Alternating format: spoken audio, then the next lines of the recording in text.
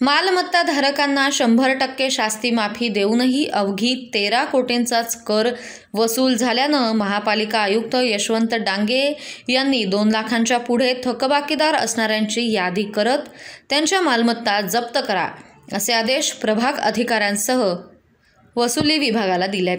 मात्र सावेडीचा अपवाद वगळता इतर अधिकाऱ्यांनी वसुलीकडे दुर्लक्ष केल्यानं आयुक्तांनी चांगलाच संताप व्यक्त करत त्यांना खडे बोल सुनावले।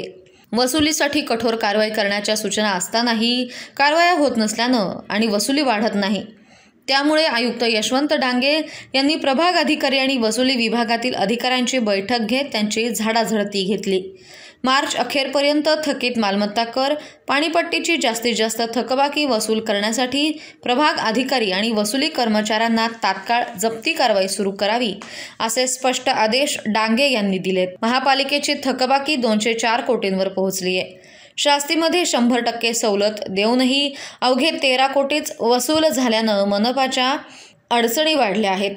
वीज बिले, अत्यावश्यक खर्चाची देयके मोठ्या प्रमाणात थकीत आहेत। वसुली होत नसल्यानं विविध योजनांमध्ये स्वहिस्सा भरण्यासाठी महापालिकेत निधी उरलेला नाही।